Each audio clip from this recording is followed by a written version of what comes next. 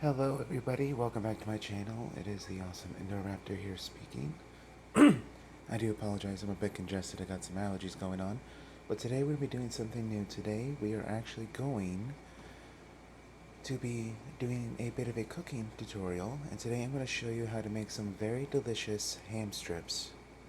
So basically these are the tools you're going to need. You're only going to need a frying pan to put the oil in.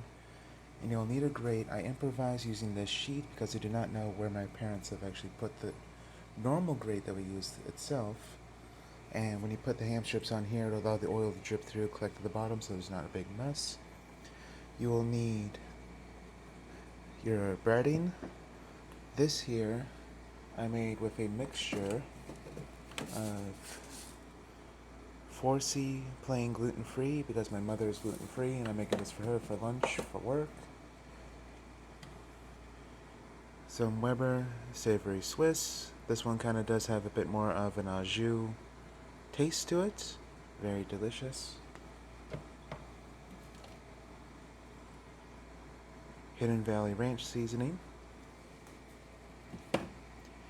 And we're going to be using pre-cut and defrosted ham steaks. These ones I bought from Sam's Club. They're a very decent price and you get 3 to a package and they're relatively good size, about the size of this cutting board.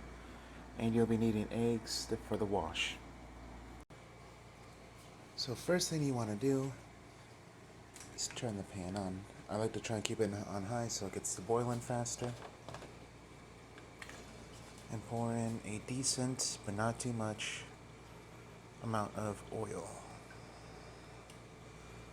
That'll start to boil, and when you start seeing all the little bubbles, that's when you know that the oil is ready to use. So I do not know if you guys can see this very well, but what we're going to start doing is we're going to take the ham, and this is perfect for a snack. This is perfect if you want something quick for dinner. And we're going to start cutting this up. I like to leave the fat on because ham fat is actually one of my favorite parts of the ham itself.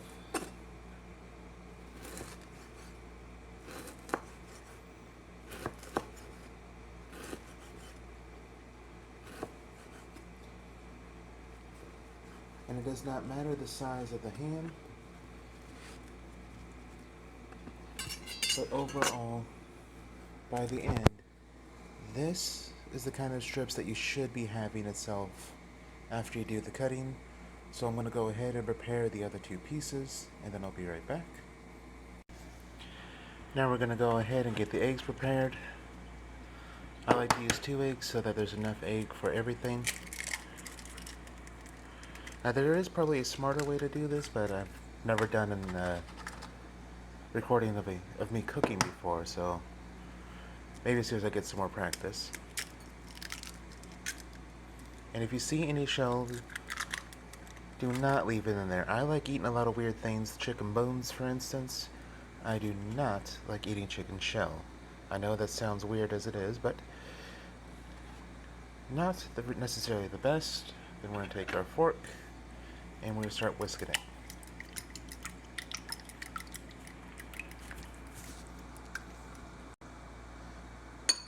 And by the end, that is what our egg wash should look like.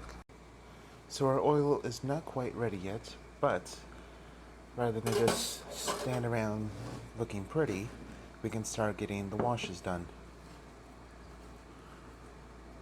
So I'm going to do a quick demo. Simply roll your ham strip inside the egg wash. Don't waste any of it. And for the amount of egg wash and seasoning that I use, you can actually make a couple of different snacks. And if you do not like gluten-free, or if you don't have anybody that's gluten-free in your family, you can use regular breadcrumbs. So I'm going to go ahead and get some more of these prepared, and then we will continue. So we got about a total of 6 done, and our oil was starting to get a little bit too hot, so I turned it down to about 8. So now I'm going to go ahead and give this a try. Now some of these pieces are still a little bit frozen on the inside, but put these in the oil and they will start to cook. Make sure your oil is not on too high. And don't do what I just did there and just drop it and lay it away from yourself, because there's nothing worse than getting burned by hot oil. At least in my opinion when it comes to working in the kitchen. So I'm going to let those sit for a moment and we shall be back. So now you might be thinking, Anthony, we got all these ham strips going on. What are we going to do with all this? Because there's still a ton of egg wash and there's still some seasoning, as well as breadcrumbs. Well, this is what we are going to do. We are first going to get rid of all our used dishes that we're no longer using anymore. So, cutting board. We'll still be needing the tongs. I'm just setting these off to the side for now. And before I go on, what you do have to make sure that you do with these is make sure that you flip them. Because you just don't want one side all done, but the other side comes out all doughy. That's not going to taste very good at all. And as you see, this should be your end result. These were from the first batch. These ones were on a little too high, so they got a little bit blackened. We just call that Cajun down here in the South.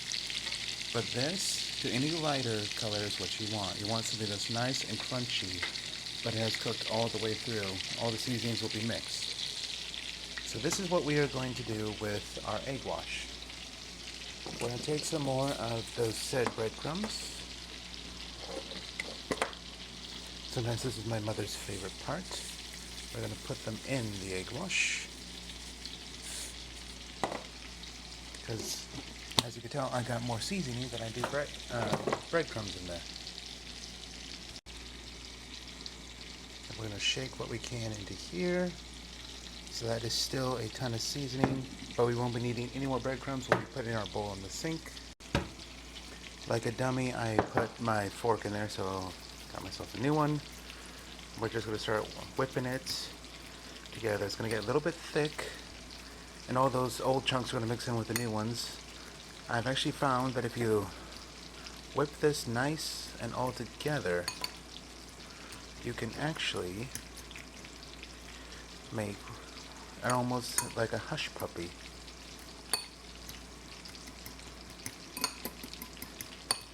So we just continue whipping this up until it gets nice and thick. It'll probably be easier with normal breadcrumbs, but we'll give that a try next time. Now we're going to take these out because it's starting to get a little bit dark and we just don't want them too dark.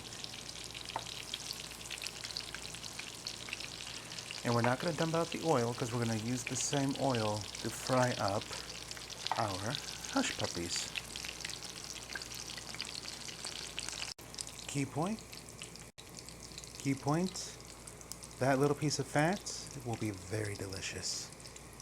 And now please do remember, folks, this is only my second time making these. So I come to find now that the best oil temp is 5 to 6. That way it doesn't get too dark like the first batch did. Now this is what the end results of our hush puppies shall be. It does not look very appetizing now, but when you put it into the fryer, let me see if I can not burn myself. You're going to hear that nice little sizzle, and by the end, it's going to taste absolutely delicious. By the end, they should be looking like this, all nice and crispy.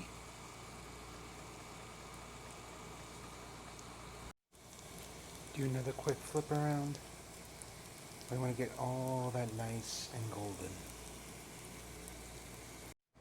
Then what you want to do is to get a plate.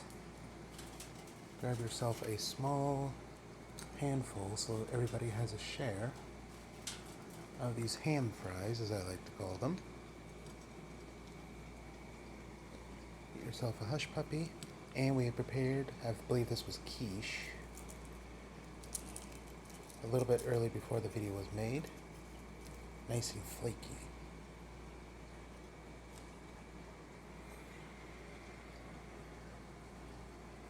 And as you see, there's still enough room if you want to add like another little side dish. And there you have it. This was a very delicious ham fry snack. So if you're working from 5 in the morning to 6 o'clock at night and you don't feel like cooking something major, You just take a few minutes. This in reality only took 10. You got yourself a nice little snack. So thank you for joining me all tonight. This is the Awesome Indoor Raptor signing off.